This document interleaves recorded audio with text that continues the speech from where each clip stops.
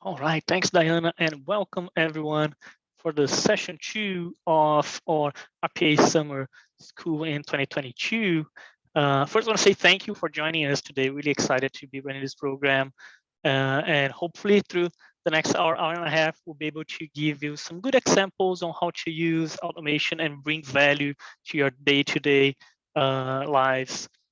Here's just going to go through a quick agenda on some of the items that we will be going in today. First, an introduction to user interface automation, UI automation. You hear that a lot. Getting a little bit familiar with StudioX activities to handle UI automation. And yes, you're gonna get your first robot today. You're gonna create your first automation project. And then we will see how to make it go even faster using the recording functionality within StudioX. And we'll also make sure to give you a good example with a desktop application that behaves a little bit different than a web application. Hopefully have some time for some Q&A by the end of the session, and we'll be talking a little bit about Academy follow-up and some examples. On the bottom, you can also see some really useful links, the tutorial on how to install UiPath StudioX. You got that covered on the first session, but if you have any issues, you can always refer back to that documentation.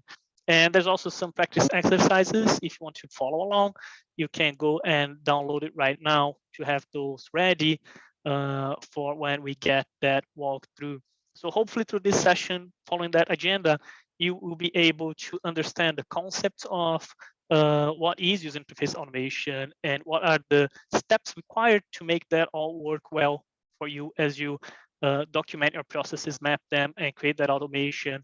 And also a little bit of some next steps and some challenges so that you can have fun on your own time before session 3 kicks in with a little bit of Excel automation and whatnot. So with that intro, let's dive right into this introduction to user interface automation. Now, let me just start by saying that user interface is everything you see on your computer. So you could ask me why. I mean, everything is a user interface. So why do you have that session that's dedicated on user interface automation? You will notice as we progress this session 3 is really focused on Excel automation. And then session 4, we'll be talking a little bit about email automation. So anything that's a user interface that needs a specialization, we'll be covering on those sessions. Anything outside of that world is really the UI automation that we'll be seeing here. So it's really the generic steps that you can get to interact with any application that you might have on your computer, and hopefully get anything that can be automated done the right way. So through the session, I'll be referencing user interface as UI, and you'll be reading that on the documentation, and you'll be seeing that on most of the language through using UiPath, right? So anything you see on your screen, a page on web browser, if you have a desktop application, anywhere you can type, anywhere you can read something, any buttons you can click, check boxes, that is all considered your user interface. It's how you really interact with your computer. And then if you think about how you automate those, well, you really usually typing something on your keyboard or manipulating your mouse, right? Clicking around. So UI automation is really the process of simulating that typing, clicking, reading, copying, pasting, and all those activities, right? Getting text from a given piece on the application, comparing those values against something, and whatnot. So you use those user interface applications every single day, right? You might use internet browser, any calculators, Excel and whatnot, CRMs, your ERP application, right? SAP or Oracle, whatever.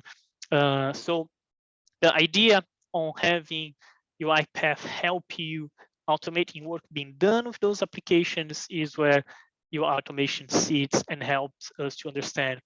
I'll call out here, you see the word elements being called out in this example, working with UI elements. That is just the name, the technical name that we use to reference something.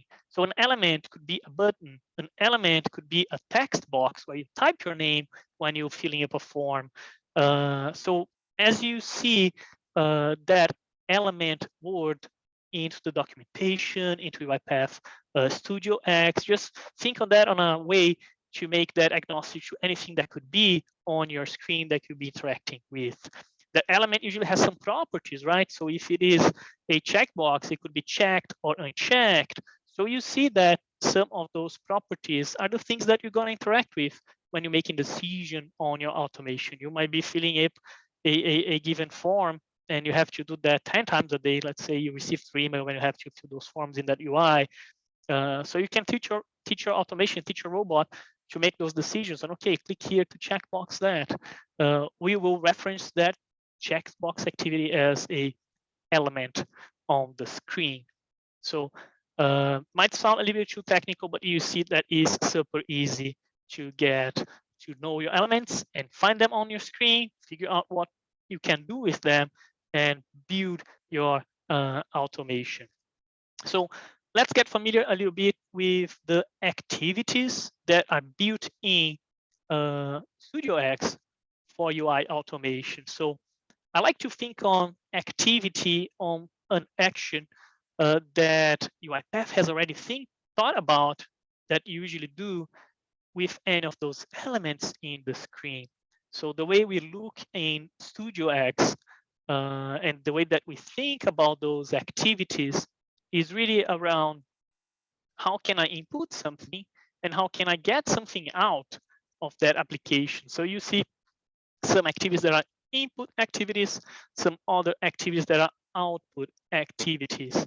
If you think about computers in general, you can simplify what they do with, hey, there's input something, they process it, transform it, make some magic, and you get something out as an output.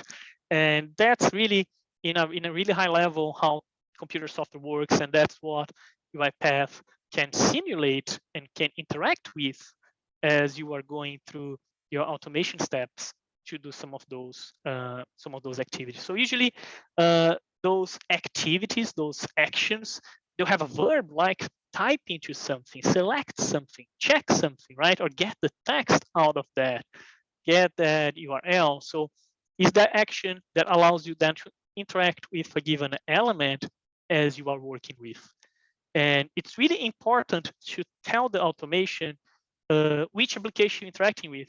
So let's think you want to say, hey, I want to type my name into something. You always start with that use application browser activity that is here at the top as a resource in the screen, saying, hey, I first start saying what I'm interacting with. Let me choose, because I might have 10 different applications running on my computer. If you're just like myself, I like to have a lot of stuff open in my computer. I open 2 different browsers that I use for different things. I usually leave open the applications that I use on a day-to-day basis. So I might have my Excel, my PowerPoint already open, so I can just be productive on my day. So when you're doing automation, you don't want your automation to be confused around, where do I type this? Someone's asking me to type my name, but I have too many applications open. So we always start by identifying, hey, right now, when I say, hey, robot, do this work for me, it needs to start by knowing which application it is interacting with. And then it's really nice because you can see on the activities, and your view might be a little bit different than that one, depends on how you configure your interface. It has a nice description. If you don't see that description, if you hover your mouse on top of that, it will then expand and show that description as well in the studio. And that really gives you a nice guess on what is about to happen. So when I see click, well, pretty straightforward, right? I click into a given element, and that's that word again coming out to help us see. I can click anywhere in the screen or anything that the UI is presenting me. And the same will be true for everything else, right? I get text, I can extract data from a table that might be presented in an application, and so forth. So there are a lot of those activities, those actions that are pre-built into the tool to make sure that for 9 out of 10 things you have to do, if not all of them, there is already a shortcut, an activity that lets you get that interaction moving on your day-to-day. So before I go to the next session, just want to show you real quick, and we'll get right into a demo. But I'll show you here what I mean around the activities, right? So if you don't have that same view that I have here on the PowerPoint, that's fine. You can always hover over and it gives you a description. There is a trick that I use all the time, and I think it's one of the most valuable things to know in UiPath, how easy it is to get help when I don't know what something does. So maybe I don't know what this highlight means. All right, I can hover over and it's gonna tell me, okay, visually highlights a specified UI element by surrounding it in a box. I still don't get it. Let me right click and I can click help. When I click help, it will do exactly that. It directly connects that is available in UiPath. And you can then see all the details, all the properties that might be available for you on that given activity, and gives you some ideas on, okay, this is what it does, right? It gives you a good amount of information that might kickstart your understanding on something. So I use this a lot when I'm looking at activities, and you can see that there are a lot of them. I don't know them all by heart, so I usually hover over, see the description. If I don't know exactly what they have, or if I might have two activities that might be similar, and then I might say, okay, which one should I use? Let me look at the documentation, and the documentation is really good. You also should notice on the documentation that it has a header for if you're using StudioX and if you're using Studio. Of course, our training is focused on StudioX, but if in the future you switch to using the full-blown Studio, you can also find in the same path the documentation and get that going. So it gives you a good background on each activity does what and how you can leverage that on your automation to get help. Something else around the help that I always like to mention as well is you have this help here on the corner, and you can see product documentation, more generic documentation, not specific for an activity. You have the community forum, the help center, and you can go through all of those options as well. As you're starting your journey into learning automation, into learning UiPath, you are going to be using the community forum and the documentation quite extensively, and I encourage you to do so. The community forum is probably one of the best resources at your fingertips. You can post any questions, and in a matter of minutes, someone is going to reply to you. Doesn't matter the time. It's literally globally maintained by everyone on the community, and you can ask something at 2 a.m. and it's probably 2 p.m. for someone else, and they'll be able to answer your questions. And there is a lot of collaboration that happens through the forum as well. So as you have questions through the exercises, please leverage the help, leverage the forum, and make sure that you can interact with those resources that are available for you as well. And with that, let's jump into a example, and I'll have Raul jumping in to help us doing a demo, and let's help everyone make their first spot. Great, thank you. Thanks, Carlos. Stop sharing here. Thank you. Thank you. And again, welcome, good afternoon, good evening, everybody. Really excited to be here. Really excited for the next 60 minutes to help you guys look into the nitty-gritties, look into some details of what it takes. And you would see that when I share my screen and walk you through, it's real easy how you can drag and drop some of these activities, how you can connect these activities in a simple workflow to start building your first automation. So before I get into that, I saw some messages on the chat. Diana, looks like some of the folks are not able to access the public exercises. I think we should check in parallel that if, and one of the link, I put it there for you, Rushi, I think that for the public URL we had. I don't know if. Yeah, I actually put in the one for tonight that I shared with them. It's a public link. Okay, yeah, I think that I just noticed a few things there, so just wanted to make sure people have the right URL and the right thing. So yeah, so I'm just going to start getting into the system at this point, and then hopefully go ahead, Neil. I think there's something you want to. Rahul, very quickly, I'll not take time. I've downloaded the obviously community version. At least give us the linkage where to begin with, because I'm not too sure whether my environment is allowing me to, actually follow as you do this. Sure. So if you have downloaded the Studio or the StudioX, I'm assuming that you've installed a local StudioX. Yeah. So if you have downloaded the StudioX, you should be, if you launch that, you should be right here on this screen. That's why I wanted to start here, just to help you navigate how to create your new project, how to look for some existing templates. So if you installed it and just launch it, this should be your first screen to get to. I have the local project, obviously won't see the exercise. I've opened the exercise on the other side. So I'm just hoping that will get linked up with this. That was Yeah. So I would say don't just follow that. Maybe what you can do is just follow along the steps. So I'm going to start with the local project. I'm just going to start simple, assuming that no project is created so far. We're going to just create a new project. Of course, I'm going to follow the steps written in the exercise, so you can easily follow along at your side. So don't worry about pulling up any existing project or anything. Just start creating a new project for tonight exercise. So just jumping into that, like I said, this is how the first screen look like when you get into StudioX, and there are the easy, on the left side, it tells you if you've already worked on some of your projects, it tells you like most recent projects, process flows created, like it's showing to me already some of the exercises I created last night. So it's showing me that most recent one, I can directly open some of those workflows.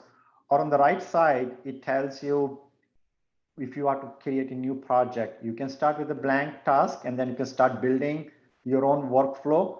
Or UiPath provides some standard templates, which we're not going to cover some those templates in this session tonight, but I highly suggest you guys to explore some of those, because these are the pre-templates you can use to kickstart your project. Of course, it depends on the requirement, but some of these templates are pretty handy for your some of the use cases which you may have on your day-to-day business requirement, right? So we're not going to get to this template, but just want to highlight some of those templates which are out there. So for this exercise, before I build a bot, I just want to, like Carlos mentioned, that from a user interface automation standpoint, the interface could be anything. It could be a web browser, it could be a desktop application, and you may want an automation to interact with any type of a automation. So our first exercise, we're going to interact with the browser, right? So this is pretty famous website where you want to find your unicorn name. This is a URL for that. If you go to that browser, you type in your first name, you type in your birth month, and then say, okay, get me my unicorn name, and this is what it tells you. So this is just a very simple browser, but it has some of the key activities which you most of the time going to use in any of your project. One is, which is like how to interact with the browser. How does a bot connect to a browser? That's the starting point. The second thing is, how do you type into that? Like once you know that the browser is launched, the main thing would be to type into some information into one of the field. How do you pick from a drop down, how do you select a value, right? So that's another thing. And then once it's entered, how do you click a button, right? So once these are like typical input parameters, we typically have either a text field to type into something, you pick from a drop down, or you have a checkbox. In the next exercise, we'll see how to select, unselect a checkbox. So how do you select, unselect certain things? How do you click a button? And once you have an output on a screen, how to read the output from a screen. I think those are typical day-to-day interaction we would typically do on any automation, right? So we're going to go through this step as to how to build a simple workflow to go through all these steps to find at the end, get to your unicorn name. Excuse me, how did you get that unicorn web It's just a browser? simple URL here. Just if you go to your Chrome, open up your browser, just type in this URL. Oh, okay. It just I just started. I just launched it as a pre URL. I had it. It's in the exercise also. On the top of first exercise, it says we're going to use this website to get the unicorn name.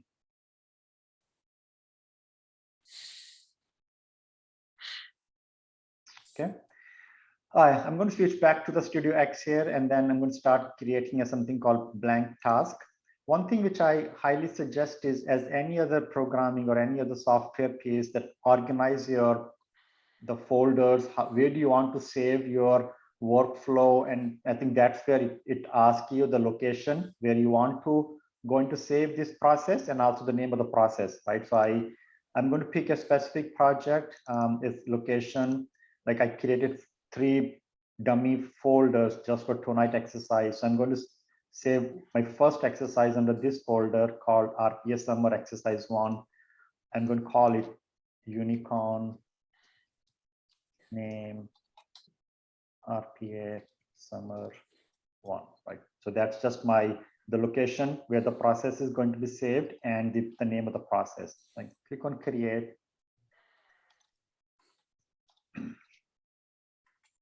And it's just going to bring in all the standard activities and everything, as it gives you a blank screen. Like, since we didn't start from any template, it just gives you a blank screen. So I'm sure some of this is covered in the session 1 on how to install and how to navigate. But quickly, if you come to this screen, there are 3 main.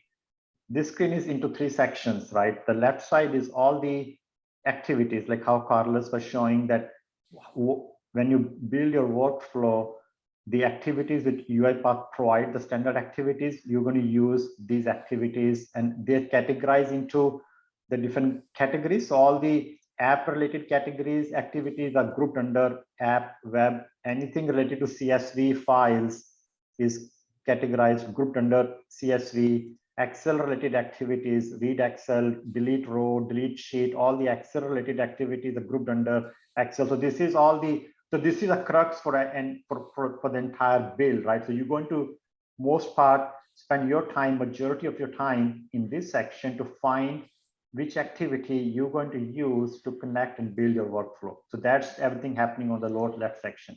Can I ask you a question? Yeah, please. Yeah, so I think the new version does not have the category panel. I think your old version may have that. I don't have it. Yes, I think the look are different from my version too. Yeah. Right. I think the category is down below under resource. I think maybe under the new version. It could be. I think that's I think it depends on which version you are running. Good. And sometimes the community edition has a slightly different look and feel compared to maybe if you have an enterprise license edition. So I think, yeah, the look and feel may be different, but I'm sure whatever you are seeing there is some way for you to get to standard activities and search. If there's search icon, you can search for the activities and find the right activity to use. Yeah, I actually like this version actually shows a nice shortcut there. Okay, cool. Okay, thanks. Yeah, so that's on the left side. The middle section is more around where we're going to build our workflow. And the right section is more talks about the attributes. As we're going to start dragging it, one activity here, and I'm just going to undo it here, but just to show you, the right section, most of it talks about some attributes, which, sorry, I didn't mean to go jump into that, but all the attributes and other properties, what you need to set related to that activity, that comes on the right side. Properties. What's that? If you're not, can you please mute? Here's the notes. Okay, thanks. So yeah, so that's the thing on the more most of it happening on the right side, more around the properties and any other attributes we may have to set related to that activity. That section happens on the right side. So that's how the 3 main panels are structured from a development standpoint. So I'm just going to delete this one just to start again. So like I said, our first exercise is to interface with the browser, type in certain things there and retrieve the information back from the browser. So to do that, I'm going to stick into the web interface where we're going to say use browser, right? It's the same if you are interacting with any desktop app or any browser, it's saying that you first have to define your out of framework, right? So you're saying that I want to use my browser, or I want to use my application, which could be an on-prem in local desktop application. It could be a browser-based application. So that's my first starting point. There are many ways you can do that. You can click on this one and you can say use application browser here. Or you can search here the activity. Like if you want to search for an application, you can select double click here, or you can simply drag and drop here. So however you feel more comfortable, you can do that. The first thing when it comes here, it tells me now, I want to interact with the browser. Tell me which browser you want to interact. And what you do is it tells you here, you indicate. So basically you just click on that. It automatically switches to the browser because it knows that, hey, you are going to interact with the browser. It has to connect to some browser on your PC, right? So it kind of takes me here. Since I'm looking to interact with this entire browser, I'm just going to select this, and then basically it's telling me now the URL has come here. It's saying that, hey, wherever in my Chrome browser, it's going to find this URL, it's going to interact with that browser. So that's my first thing, right? The second thing which we're doing here is, like I said earlier, once we open the browser, I'm going to start typing my name and selecting my month into that. So for that, it's pretty easy. You either same thing, you can click on this one and say type into, because we know that we're going to type into that field, and then, or you can search here if you want to find out where's my type activity, and then it tells you that yes, this activity is to enter text in a specified user interface element, right? So wherever you want to enter your text, you're going to use an activity called type into. So I'm going to just use this one just to show you that also. If I do double click instead of drag and drop, so I click on that, I type into, double click here. So that brings me here. So it's all within this container. As you can see that my outer framework is a browser, right? It tells me I'm interacting with this browser. Within that browser, now my first thing I need to do is type something into the browser. Now, where to type in? Again, the same thing. You have to indicate that on the screen. I click on that. I said, okay, this field where it's saying enter your name, I'm going to type in, and then it's going to highlight everything. And one thing which you notice here, it builds an anchor also. What anchor does is it basically helps you to connect the positioning to make sure if tomorrow this text box move to a different location, it's still saying wherever the text comes in, what is your name? The next to that, wherever the input field is, it's going to type into that field. So that's an anchor. It automatically established. Sometimes you may have to do it yourself. It's not very intuitive in few cases where you may have to build an anchor your own. But many times it just defines that, hey, wherever this text comes in, next to that, I'm going to type in my name. So once I'm comfortable with that anchor and the field, I said, okay, confirm. That's where I want to type in my name. Now, what do you want to type in, right? So that's where either it's a free text, or you can, if you already have some user input from somewhere, you can paste it from a clipboard. For this exercise, I'm just going to type in simple my name here. So I'm saying that so far what we've done is come to this browser, enter your name here. So now the next thing is we're going to select the drop down. For that, we're going to have another activity, same thing here. It's like activity called select item, right? So where you're going to select, because it's a drop down, I want to select an item from this drop down, right? So it's same procedure, select item activity. Now, which field you want to use to select it from? I want to use this field, right? So it build the anchor and the target for that, confirm. You would see that here, all the pre-defined pick list values shows up in that, because that's where this UI element kind of a recording is doing behind the scene for me. It gets all the pre list for me, and then I tell that I want to enter June.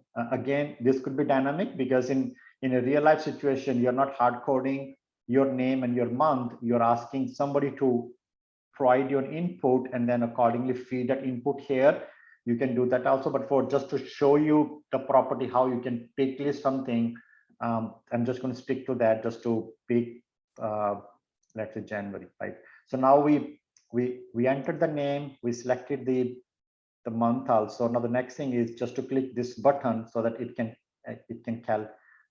find out the unicorn name for this combination. And for that, again, like it's a click button, so it's very simple. So you can either search here, say click, or you can just say click here and search the click up there. So I'm going to click here, drag and drop here, click activity. Same thing again, target on the screen.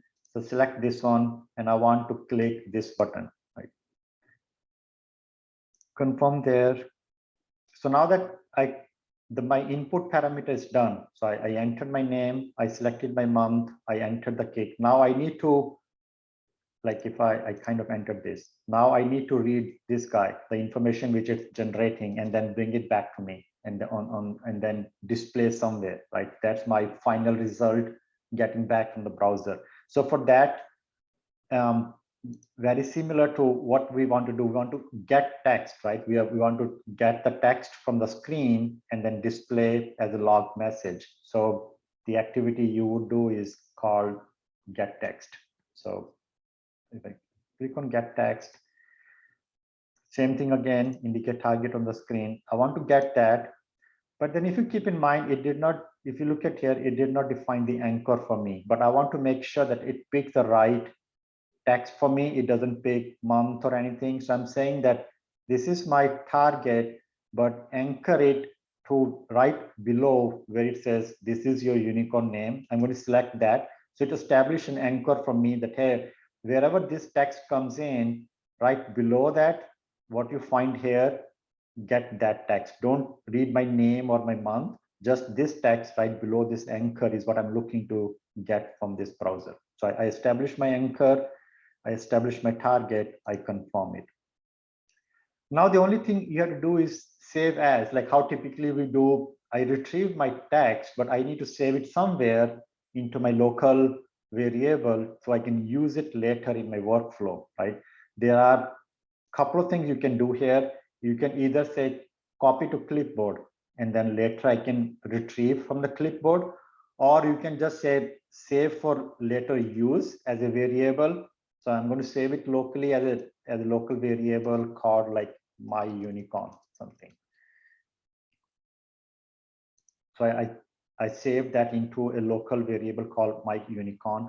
And now I just want to simply display what it's retrieving. So for that, I'm going to just go in here and say message box.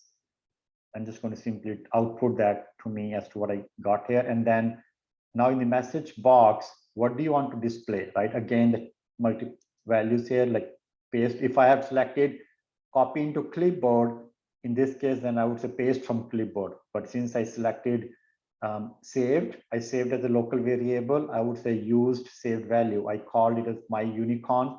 So I'm saying whatever coming into this variable, display that message from that variable. So that's my simple like 5-step process where I'm connecting to a browser, typing in my name, selecting my birth month, clicking on the button, and then retrieving this information back and displaying as a browser. So I'm just going to save it so that we don't lose it for any reason. So just going to click save here, and then that's it. We just try to run it. So there are a couple of things here. Running PIP, we're not going to go into that at this point, but you can, it's more like picture-in-picture kind of a thing where if you have multiple sessions going on, you can have a bot start another session on somewhere on your screen on the right side and do its stuff where you continue doing your other activities on the same screen. That's when you use this feature. But for this one, I'm just going to click simply use the run activity.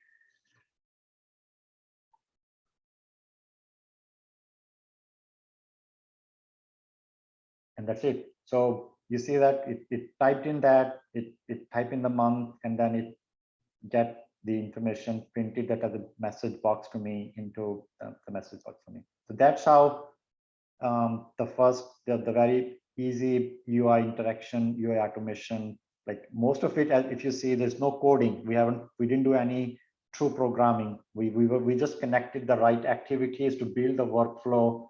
You input certain things, you take the output parameters, and that's how you can start, at least get your basic automation started. So I'm going to stop sharing. I know there are a few slides which Carlos has to cover before we jump into the second exercise. And then there's another quiz also at this point. It's a time for the quiz as to what we covered so far. So Diana, I'll ask you to help us run through that at this point. Okay, great. So I'm going to share my screen and pull up the Menti quiz. And if you would all go to the chat box, I'm going to put the Menti code in there for you. And I'll give you a few minutes just to sign up. We'd like to see at least half of you come on. We have quite a few people here tonight, so please join in. And I will be awarding a prize to the winner tonight. We just like seeing all these cool icons coming up on the screen.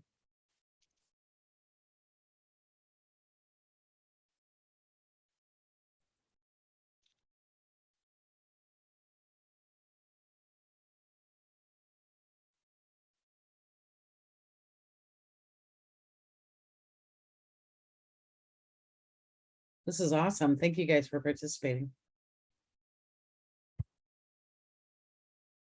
Looks like a few more are coming in.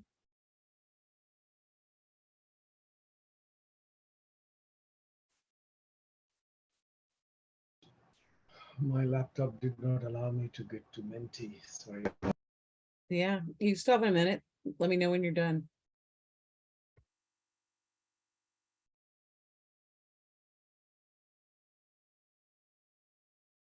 Is everybody on?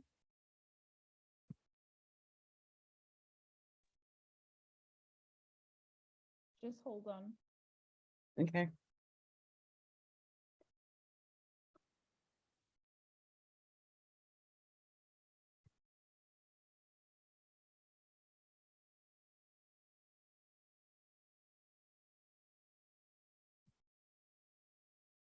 This is great. I think this is the most I've ever seen join. Thank you.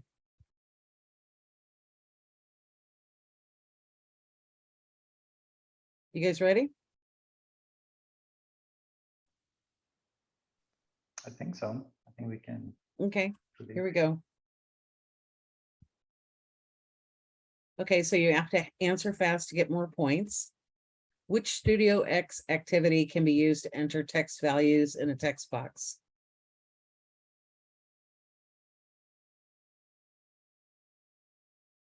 Click.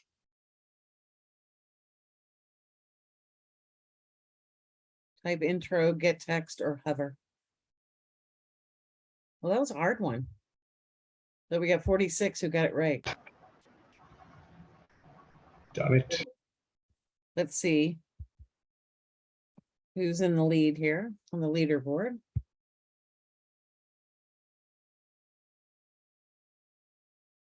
And these change all the time, so keep answering these questions. You never know who's going to win. So it looks like Rushy's in the first place. So I'll do the second question.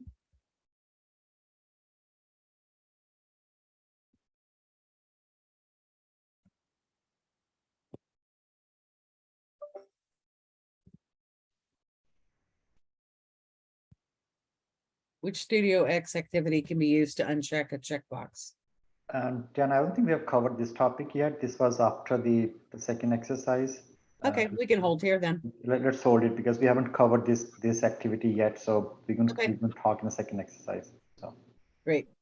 But now you have told them the second question, so they can pay more attention to that as to that's coming up. So yeah, so that's the second question for us. So pay attention to my second exercise. So the question got clicked. Yeah, we'll share it back when we go back to the next one. That's good. Carlos, do you want to just take the next slides and then? Yeah, so thank you, Rahul, and great masterclass on the unicorn exercise. Great job. So here are the steps. You can always find the example that was done on that. And just to kind of tie that back to what we're seeing, the activities that we use to really enter a name, you type into there, not to be confused with the get text, right? When you want to read that text, I think that is a little bit of the difference on how we're using that. So great job, everyone, on building your first bot, and now you have your unicorn name as well. So this is a great example on things that you do on a day-to-day basis, right? Usually filling up forms, and maybe you have to read information from a given web page and do something with it. So you save that, use later, and you can display that on the screen. So that example, although it is a simple 3, 4, 5 steps involved, it basically summarizes our day-to-day basis using most of the UI applications that we have. So it's a really great example. The next session that we have here is how can we make this even faster? I mean, it was pretty fast, right? Raul did a great job on summarizing in just a few minutes. How can we choose each activity to make our automation? So one way that I like to think about as you're getting more used to doing automations, it is think about your process, right? I like to use the best example for me when someone says, hey, can you help me with building my automation, is how would you train a new employee to do what you're doing? Can you write those steps so that you can train someone else? Maybe can you do a diagram with those steps so that you can train someone else? The better you can think on those terms, the easier it will be for you to think like a robot, to think like, how do you automate that? If you think about the unicorn example, the process was, given that I know my name and that I know the month I was born, I want to get my unicorn name. So those steps is, okay, type my name on the screen, select my month of birthday, and click on a button so I can retrieve the value from my unicorn name. That's how I'll probably write that to a new employee as I was mapping my process. Well, if you do that, now it's super easy to automate. You can literally get that piece of paper with that process, that diagram. Doesn't have to be anything fancy. It really makes your life much easier as you are doing that. Because usually you'll be working also in a team, right? You might be doing something for you that your colleagues can use. So building that documentation ahead of time is definitely mapping that process in well-defined stages and steps is definitely the key. So on this first example, I'll really kind of have to think, okay, which activities do I select? Well, is there a better way to do it, or is it a faster way to do it? I won't say better. I will say maybe a faster way to do it. And that's where you can record your actions. Wow, that is great. So maybe there is a way that I don't really have to worry about too much which activities to choose and whatnot. Maybe I can record what I'm doing, and my path can do the magic and say, okay, if you are typing something on a form, that was probably a typing into activity and can bring that to life. So that is a little bit of the difference on how to use the first example and the example that we will be going right now. You will notice now on the top ribbon of UiPath Studio that you have that option to use an app or web recorder. Wow, so what this is gonna do is really record the steps that you are doing while interacting with a user interface to kind of make your life a little bit easier. Can I use recorder on all applications? I think that is the next thing that comes to mind. And usually this will not work in tasks where you have activities that are more specific, like when you go into Excel. Can I just copy and paste stuff from Excel and record all that? You be better suited using the Excel activities. Same thing will go for like most of Office 365 applications, Excel, Outlook, Word.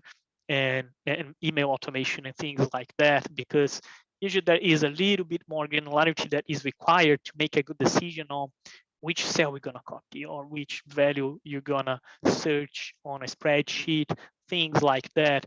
That's why when I started mentioning about the UI, and we call this UI automation, everything is UI, but if you exclude on the activities that UiPath Studio gives you, everything that's specific, then you use UI on all that. A good way of looking at that, maybe I can bring my studio here just to show. You see that we have activities that might be a little bit more specific, like Excel, email, PowerPoint, SAP, and then you have the UI automation. So when you're doing this UI automation once, the app recorder is your friend. It might help you just expedite a little bit as you capture those elements. You might go back and maybe change some values, maybe fine tune it after you recorded. But all in all, this app recorder helps you to gain speed as you are building your automations. So really a great solution to get a quick win on getting the repetitive task that you want to automate done. So I'm gonna hand over back to Raul again, and we have a demo on how we can use that recording activity. So let me stop sharing. Thank you, sir.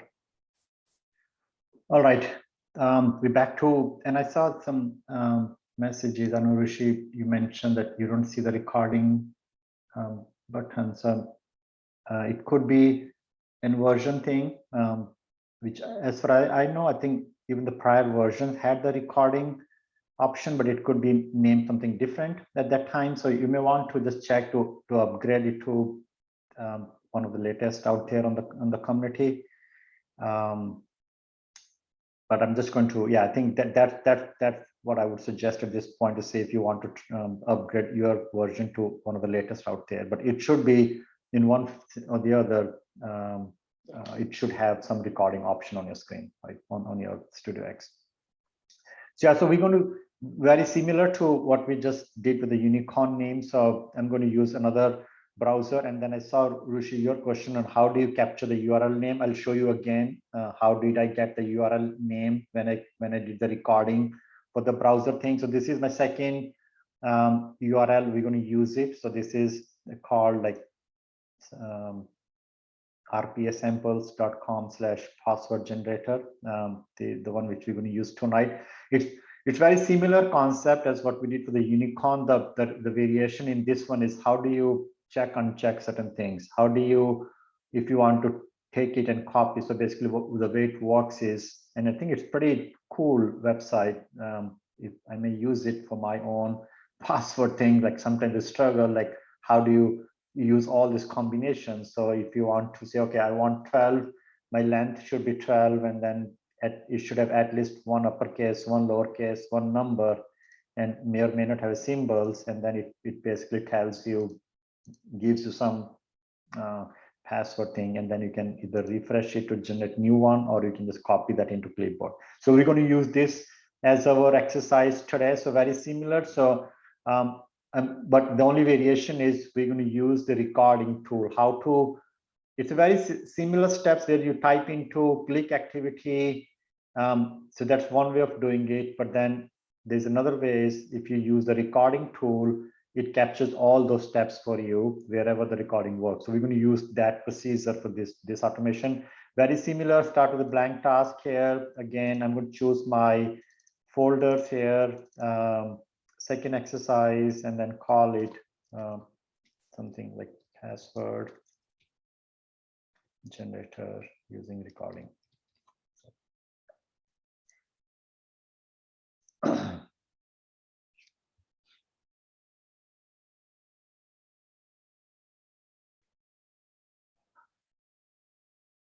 If you remember in the last time, the very first thing we're going to do is select a browser, create the framework from a browser standpoint. So it starts with the same thing. I'm going to drag and drop to say, okay, this is which browser I want to use it. So again, connecting back. And that's where, Rishi, your question was, how did we get the URL here?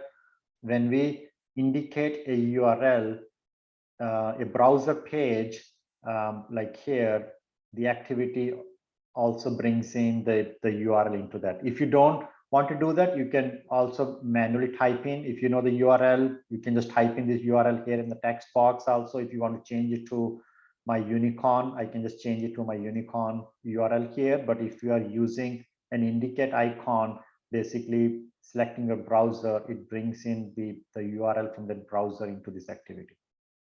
So once I selected this, then typically I can follow the same procedure. I can say, all I need is, for this use case, I want to change my password length.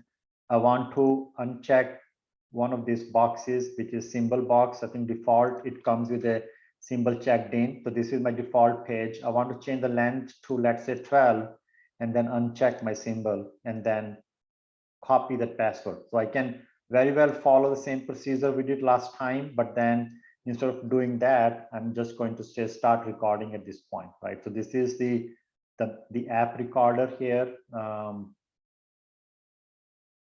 Okay, I think we have to check on your, maybe we can connect offline, Rishi, to see why you can't select the browser thing here. So I'm going to just to continue with this exercise. So you would typically just select this one, and then it takes you back to the browser, and it gives you access to every UI element on the screen, right? So now the recording is basically you'll start recording every click what you want to do on this browser page, right? Once you're in this browser, the first thing I want to do is come to my password length. I'll come to that field, do a click here.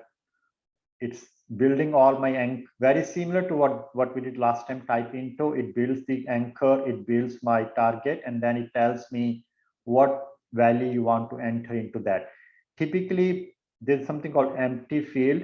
I always select that because what it does is before it type in, it blanks out what's already there in that field, so that there's no risk of not clearly overwriting it. Sometimes it just appends it, prefix it. So I always keep that selected as empty, my field first before you type in. So I want my password length as 12, and then it has the anchor established. I said, okay, confirm.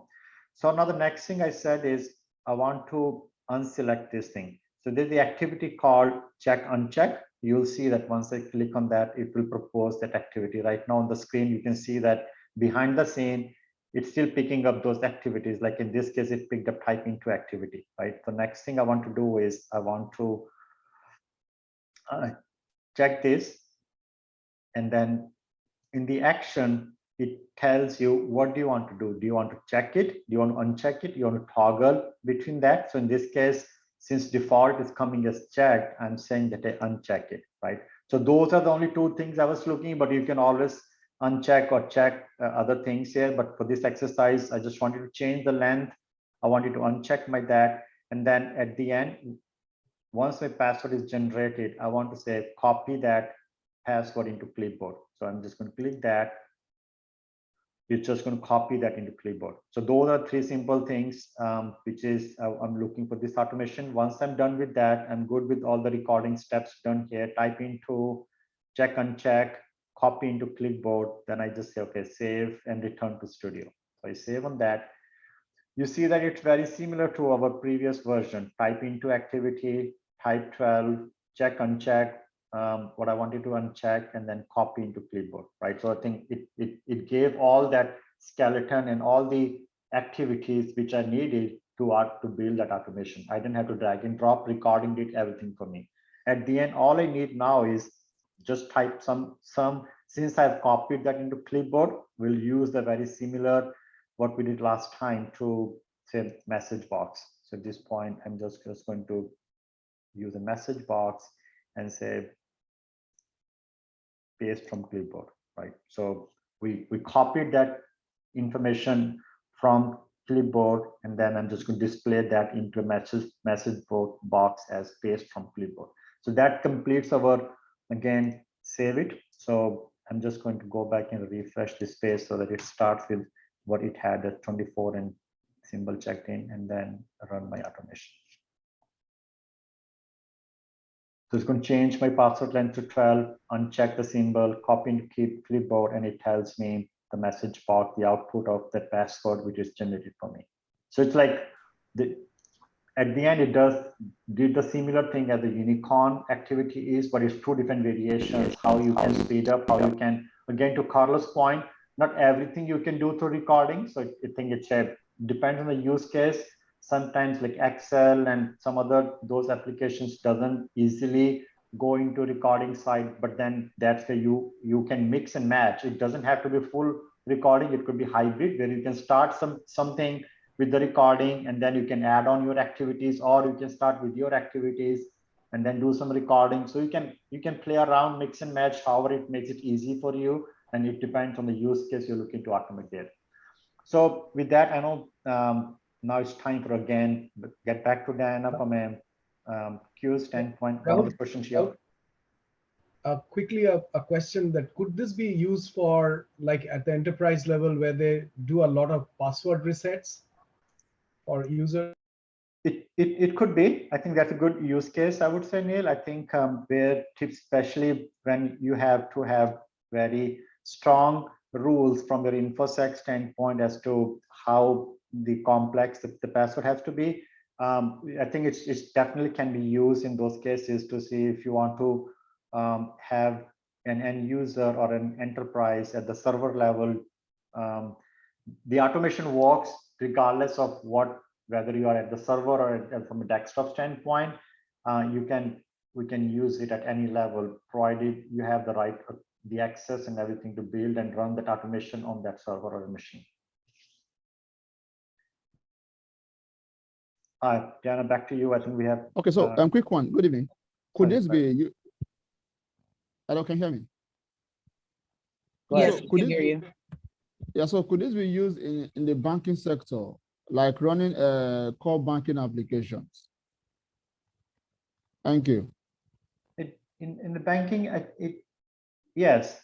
The easy answer is yes, any application. But again, I think you may have on a banking side some security protocols and some rules defined where you may have to work with your group to see how exposed those applications are from a bot perspective. But technically, most of the applications, whether it's a desktop or a browser, regardless of which industry they're using, the automation can work for. But there could be some limitation and constraints based on your environment that you may have to work directly with your local the technical group over there.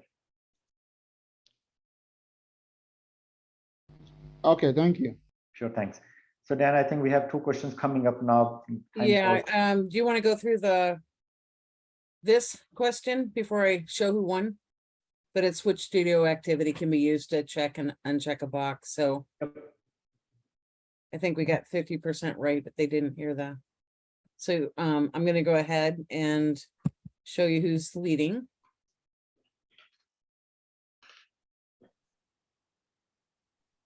Rushy is still, looks like he's, nope. Great. You guys are challenging each other. And are you ready for the next question, Rahul? Yes, we are. We can pull up the next one. Okay. That's continuation to this one.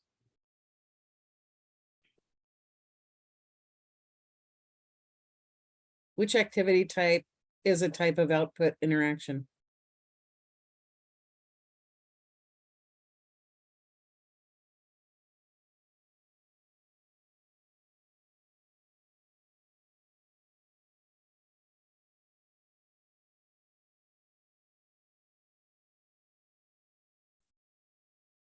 Good job. This one, it looks like people are evenly through all the categories, so we'll see who's leading now.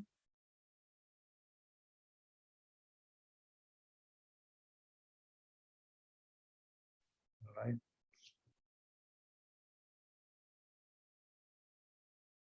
Now Rushi's back again on the Yes. There's a tie in here, tire, yeah, for the top. And are you ready for the next question? Nope, that we'll come to that Okay. after the last exercise. But Great. before that, Carlos, I'll give it to you if you want to add a few comments before we jump into third exercise. Carlos. Absolutely. I think I'll just I'll just add some points to some of the questions, and then we can go to the exercise. But there were some questions around: can we use UiPath on a scenario where IT has a lot of requests to change users' password? Right. I posted a link to UiPath documentation. That's really a super common use case, and UiPath actually created a lot of specific activities for IT automation, for like reset a password in application ABC. So what we're showing you, and hopefully starting to see the potential here on this session, is that you can interact with any application, right? You can interact with banking application. You can interact with new applications, older applications, mainframes, and whatnot. Of course, the StudioX, the version that we're going through here, is what UiPath refers to as the citizen developers, so business users, right? So the focus of this version is for business users. But kind of tying back to Alex's question, hey, I got installed and I received version Studio instead of StudioX. It's the same installer. So if you have StudioX, you switch to Studio just with a setting, a couple clicks. Then for IT automation, kind of thinking a bit ahead, you have a lot of activities like the ones that we are seeing here to work with Excel, with PowerPoint, to like, okay, reset passwords in Active Directory, things like that. Don't get too technical, but definitely as you start seeing the power of automation and what UiPath can do, what we're showing you right now is the scope of a business user, but that is much, much more to the platform. And that's why I shared that link that you can take a look and see a couple good examples. They have a book, and you can see a lot of the videos on YouTube channel as well that might help you see some of those use cases. So hopefully I kind of shared a little bit of all the answers that I've typed, kind of telling the same story, how you can switch from one version of Studio to the other, how you can interact with banking applications, echoing with Raul said, always take care of your security. And you definitely don't want to have an automation that might expose data and whatnot. So the scope really is controlled. At that point, you might need the next version, right? It's not a business user anymore. Now you might need the full version that has a little bit more control to the enterprise to be able to handle all that. But great questions and great examples there on the chat.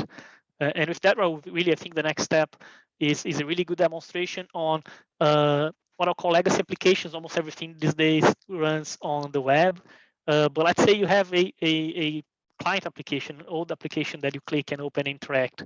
And Raul will be walking you through how easy it is to interact with these kind of applications as well. We don't want you to think that this is only for web application. It's any application that you might think of. Thank you. Thank you, sir. Yep. So yeah, so I think like Carlos said, and we said earlier also, like this is, and even the activity says here, it's an application / browser, right? The mechanics remain the same. It's just the with the third exercise, just want to give you another flavor that not everything is a web interface. We still operate many applications which are on-prem, desktop applications, and we have a requirement to do some automation even on those applications.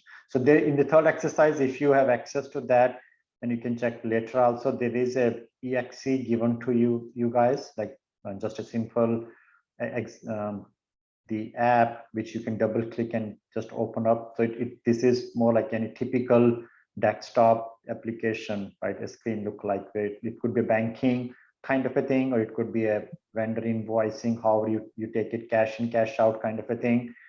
So we're going to build a quick automation to interact with this screen where I want to similar thing, type in certain things. I want to say what my cash in, how much cash is I received today throughout the day, how much I've issued the check to us, and then maybe $100. And then I just want to capture, accept it, whatever is coming to me. And then I want to retrieve my transaction number at the end of it. And then you may want to take it into Excel or whatever you want to do with that. But it's a simple, how do you interact with any desktop application, right? So that's going to be a third exercise.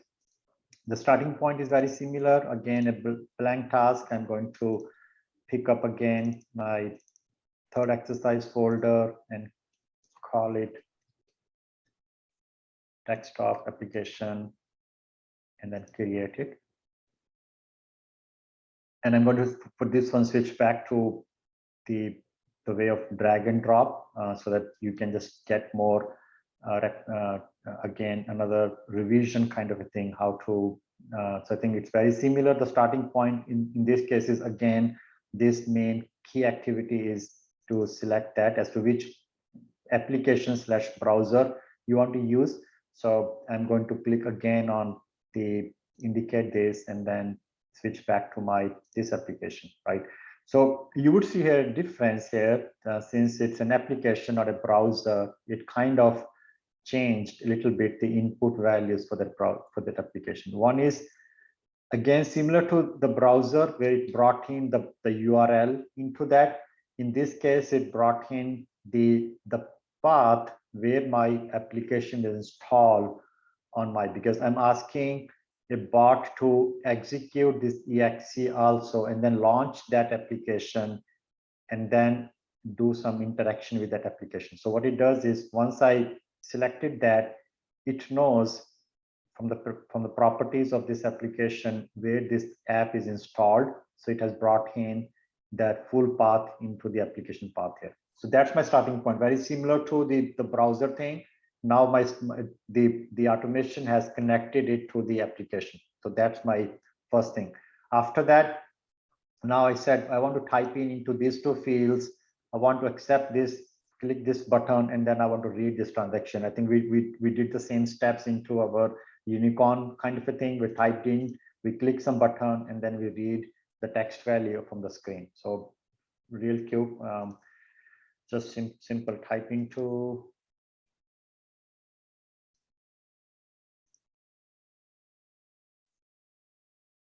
and it again the same concept of anchoring it. It's saying wherever the cash in comes in, I want to type in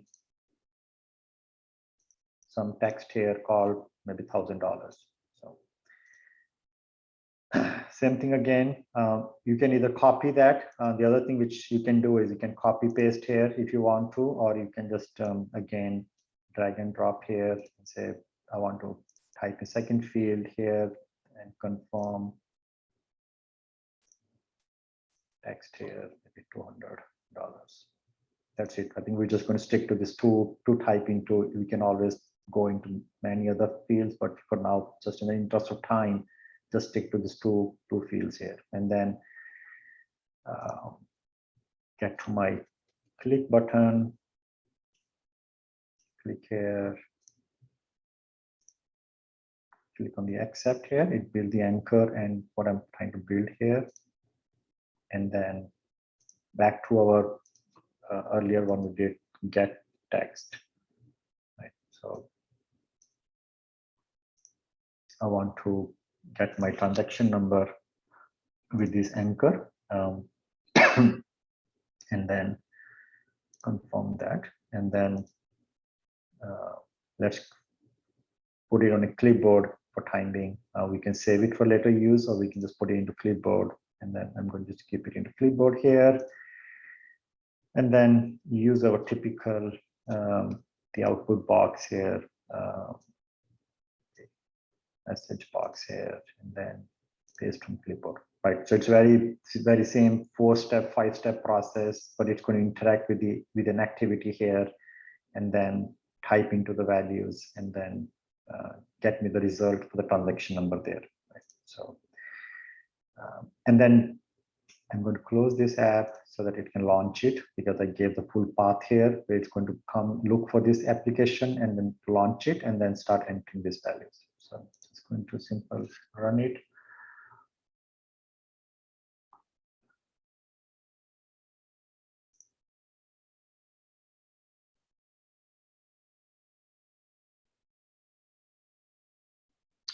So I think, yeah, so it basically launched this application, type in those values from me, click the accept button, and get the transaction back to me. So it's just another application. I think it again depends what you're looking to automate, what type of user interface it is, and then that's your starting point. Once you define that, most of the other mechanics, the crux remain the same. You either interacting as a type into, you selecting, unselecting some certain things, you're selecting some buttons there, and then you you retrieve the value back from that application into your activity, so you can further work on that. So I think that's how like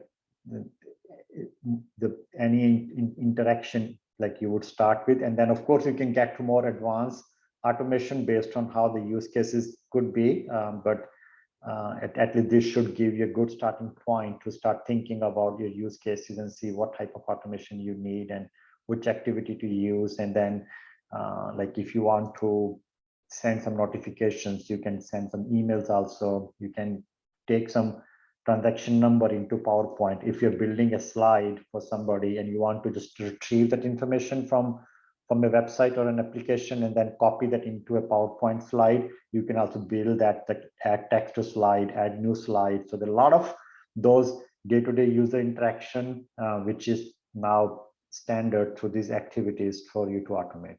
Right. So I'm going to pause here, and then it's time for us to get into another Menti question, and then Dana will help us see who's the winner after that, and then we'll take Q&A based on that. Dana, back to you. Rahul, typically, would there be a login password in a real life situation to access a desktop application or the user? You would have it. I think that's a great, yeah. So we're just showing a standard app here, which we launched it, but most of the enterprise systems, you would have some type of a login password, and there are activities there which you would first prompt you to enter your username password, or you can use it from the server also. So yeah, you're right. I think, yeah, so that's going to be typical your starting point, where you enter your username password and then log in there, and then once it's logged in, then you take the next steps from that point forward. Okay, so please, I have a question, right? I don't know if you can hear. We can hear you. Go ahead, please. Okay, so if you're automating an application that has to do with an OTP, so how do you go about that? Will the system also fetch the OTP and relate back to the application? Yeah, I think the OTP and all, I think that's where I think you still need some kind of a manual interaction where user has to check an OTP coming to their device or wherever the OTP is coming into, and then type in. So that way you can have both ways. Like when you start your automation, an automation can do certain things, and then when an OTP is triggered, it can pause for the user input, where user can type in the OTP received and then hand it over back to the automation. That's one way of doing it, where you can still have a user intervene in between for such type of things. And then it depends where the OTP is coming. There may be ways for you to even directly sync those OTPs also, but it depends on the use case. But there's a way you can have user also provide some input in between if that's a requirement. Okay, so at the point you want to run a regression, because one of the essence of running an automation is for an easy regression. So how do you run a regression with it? I'm not sure if I followed the question. Are you asking the regression testing?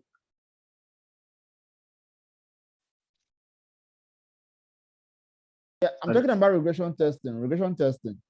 That, you know, after automating, putting the testing the user cases, right? There are some points you want to do a regression test. How do you run a regression test with this? I think again, it depends on your landscape, right?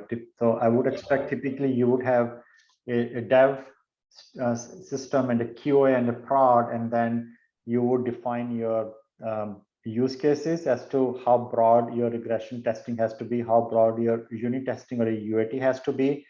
Even if it's a regression testing, that still needs you to define some type of a use cases as to how deep you want to do your testing accordingly. There are, and you can, like how Diana said, there are some other, if you go to the Academy or the other product website from a UiPath standpoint, there are some testing suite options out there which you can use to do some automation on the testing standpoint. But at the end, you would have to first define as to what type of regression testing you're looking, and then are you looking an automation to do some of the testing for you, or are you expecting a user to do some regression testing? But I think that's where I think you would have to maybe more define what type of testing you are looking, and there are some automation you can do, and in some cases you may have to have a user come in and do some testing for you. Okay, thank you. Sure, thanks. Thanks. So is everybody ready for the last question? I think so. Let's get to it.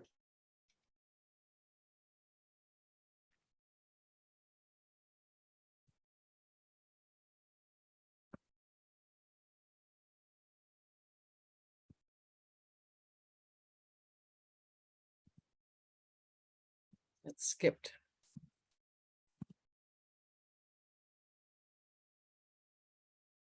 There we go. Which activity can be used to output results as pop-up window?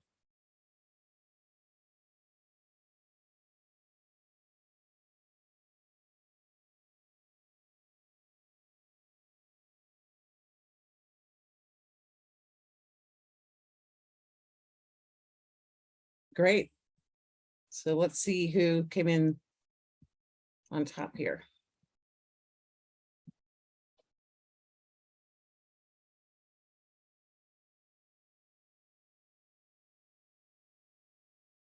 All right, Nancy Joe. So Nancy, if you could put your email address in the chat box to me, I'll make sure you get your award. But congratulations, everybody. That was a tough competition. Thank you. It was tough. Thanks, Diana, for running it.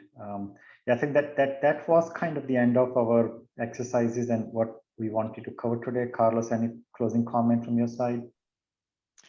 I think just as you look next, maybe I can share my screen real quick just to show you what's coming as well. Real quick. There you go. A lot of the discussions and the questions on the chat and the examples that we're seeing are great. It really tells me that you're getting the power of automation. Next session, it's going to be focused on a deep dive into RPA using Excel and Word automations. So great session. It's probably the heart of everything that happens in a company. Has Excel involved some way? I joke that Excel is probably the second best tool to do anything because you kind of can bend it a lot. So session 3, please join. You will enjoy and you will learn a lot. It will help you see some of the power on those questions that we're seeing. And then session 4 is around email automation, which is, again, I think another good use case. When can the automation do something when an email arrives? Can I reply to emails with an automation and things like that? Please take a look on Academy. You have a lot of good training that you can do at your own time, and will allow you to get a depth of knowledge to get you successful. And finally, the forum. If you have questions that we couldn't answer today because of the time or because of the context or whatnot, UiPath forum is there for you. Most of the times when I have issues, that's where I go, and in minutes, it's incredible. In minutes, I'll get some answers, and I'll get folks with suggestions. Folks will share code. They'll say, "Hey, this is how I handle that scenario." A lot of collaboration, a lot of good stuff coming out from the forum, and I can't stress enough that that is a great way to learn and to get your answers. Answer that as well. And from my perspective, just thank you very much for joining us today. Thank you, Diana and Raul, for the opportunity. It has been a great session. Thank you, everyone. It's been great. I have a question. I saw that the session going to be recording, and then I attend the first session. I got an email. And how long does the video going to be available in the system? It'll be there forever. So okay. yeah, you're good. And then we'll be recording the next session. I'll post the recordings tomorrow. It takes a day to post them, so you guys will have a while before those go away. So a couple things I just wanted to say is, first of all, thank you, Raul and Carlos. This was an excellent session, and thank you all for participating. We really enjoy just being here to help you. The next thing I want to say is if you'd please sign up for the next class, we want to make sure that you guys have the opportunity to get a certificate. And if you have any questions, I put my information in the chat. So please make sure you grab that. Don't forget to join the forum. It's really important if you want to integrate with Rahul and Carlos and the rest of our team. We're here to help you, like I said. So make sure you grab that forum URL and sign up and get active with us. It's a great way to get answers to your questions, which I think is half the battle of really understanding all this. And lastly, as I mentioned, the recordings will be available tomorrow with a presentation. So with that, I just want everybody to sign up for the next session, and we're looking forward to seeing you.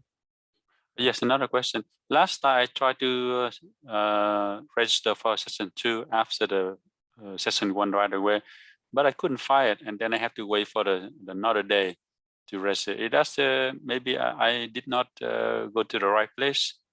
Yeah, let me put, I think I put it in the forum or in the chat already on where to exactly register for the next session. But let me find it and re-put it in here for you. Okay, thanks. Okay, so please, I have one more question before we leave. Now, I know after automation, there's definitely a report that you can generate while using other automation tools. So how do we generate a report through this RPA, through the StudioX? Sorry to ask that. That's a great question, Solomon. You learn a lot about that on the Word and Excel sessions, because usually some reports you might format them as the bot is going and is executing its activities. Remember that Raul showed us how to save that for later, right? So you could, let's say, have the robot type 100 applications on a banking system, and then you can say, okay, now I need to know which ones were successful, which ones failed, or something like that. You would then probably put that in Excel, right, and send that as an email on a reporting. So look out for session 3. I think you start seeing the power of reporting with the Excel and Word automation, and then on session 4 with email, because you want the report to be sent out or saved in a given network location. So that's definitely a really common scenario, and you see some of those examples in the next sessions. Great. Thanks, Carlos. Okay, thank you. Dan, Thank if you can accept the LinkedIn connection, please. Thank you. I'm sorry, cut your audio a little bit for me. Can you ask it again? I was requesting Diana to accept my LinkedIn request so that we can at least have a few questions. I'm struggling a little bit. I'm trying to get over, but I'll be getting there. We don't have a LinkedIn. Yeah, let me put my LinkedIn, but in the forum, or in the chat box. But if you want answers to your questions, I have sent you a request yesterday. I've already sent you a request to connect. So when you get time, I know. Okay, I will do that. Great. Thank you. All right, thanks everyone. We appreciate you. Thanks for joining, and looking forward to meeting you all on session 3 and 4. Did you have a link for the session 3? Yeah, I just put it in the chat box. I'll stay on just a few minutes later. Oh, I didn't see it. Grab that. Okay, thank you. I didn't see it. I see the link for the videos. Okay, so you will need a link for, hold on, let me grab it real quick for tomorrow's session. There we go. Oh, session 3 or tomorrow? No, next Tuesday. Next Tuesday. Okay, thanks. I have a quick question on the link for the sessions. Oh, I see it. I got it. It says to go to the wrap-up folder, but I don't have that. Yeah, you go into, you can't do it till tomorrow because it's not posted. But should Tuesdays be there? Because I haven't been able to Yeah, I can show it to you real quick. That would be great. Thank you. So hold on just a second and I'll just share my screen for a second. So first of all, I'm going to grab the URL for tomorrow's session or for next week's session. So if you guys want to attend session 3, you go to this URL and do it. And I'll put that in chat. And then if you want to grab the homework from session 1, did you say? Yeah, from Tuesday's session. Okay, so I'm going to help you put that. I'm going to put that in chat as well. So hold on just a second. You're going to go, what I'm going to do is I'm going to be bringing you to this page. When you put in the URL, this is where you're going to end up. So it will be this. You're going to click on the session that you attended. So this is the link you want to do. Here, let's go here. You see up here where it says wrap up? Do you see that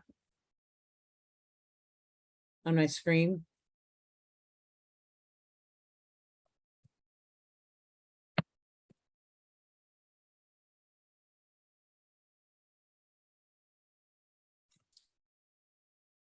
Can you hear me? Yes, we can hear you. Okay, Hear you. so here's the wrap up, Yes. you guys. You would go here. And then you would go here and you'll see that here's the recording and here's the presentation. Okay. Okay. But you need to go to that first URL to get it. And I'll even copy. Can you do it one more time, please? Okay, so you're gonna go to, actually, I'll do it one more time. You're gonna go to community.uipath. Carlos, if you could put this in chat, that'd be helpful. .com, okay? And what you're gonna do is you're gonna go to the very bottom of the page. You're gonna look for citizen developers. This is a chapter you all belong to. Okay. Okay, and then what you're gonna do is you're gonna put in, let's see.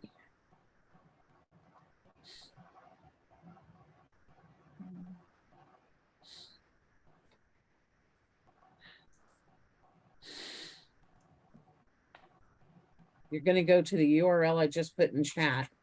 So here I'm gonna look for events. These are completed. I just sent you the URL to last night's session for 1, okay? Or last week's session.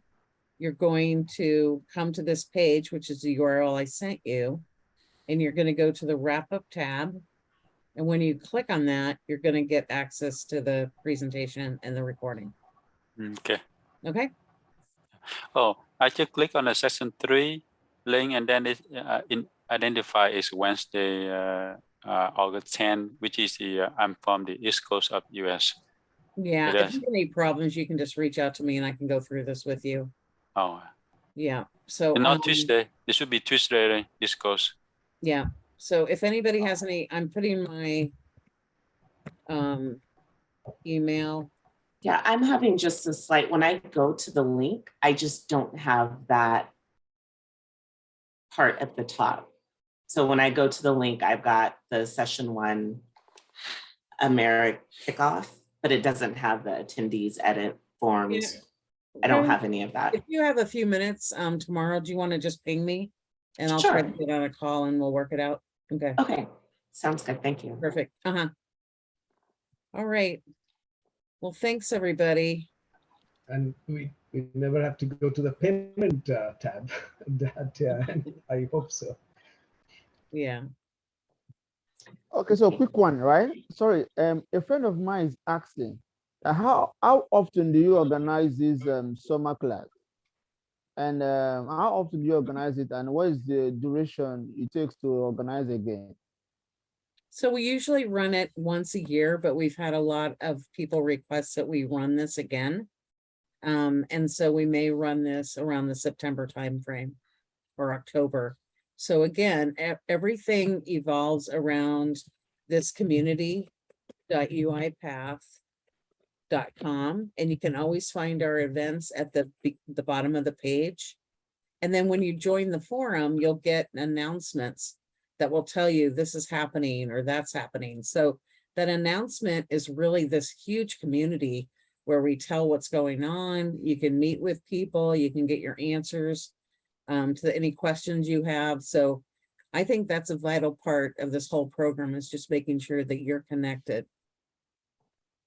Okay, thank you. And we're going to have certificates for this session, right? For this summer class, right? Yes. Yes, so Okay. there's a place for that. Yeah, you're gonna go to StudioX. And then also, you're gonna see some information up there about RPA Summer School. You wanna join that. And then make sure you join the next session. So you can meet more of our MVPs and you can, hear more about StudioX and what the next sessions are. Okay, thank you. I appreciate that. Hey. That's absolutely. Hi, Diana. I Yes. click on the link, the session 3 you sent to us, and then it indicates Wednesday, August 10th, not Tuesday. Okay, Is yeah. that correct? It is. Yeah, it should be citizen developer. So let me just double check. So I'm under citizen developers events. And it looks like the next session for America is on the 9th. Okay, maybe the link you sent here is Let me do it one more time. not you, it's somebody, Lauren Firm to everyone. So maybe she. Yeah, that's okay. Let me send it you one send more it. time. You send it. I Here's the link one. that you want to go to. Mhm, yeah.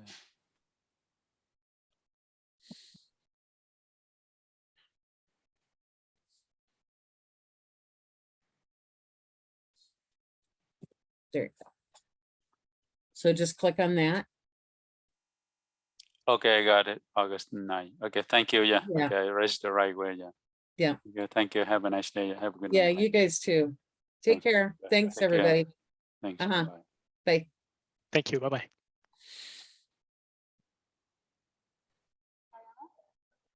All right, bye.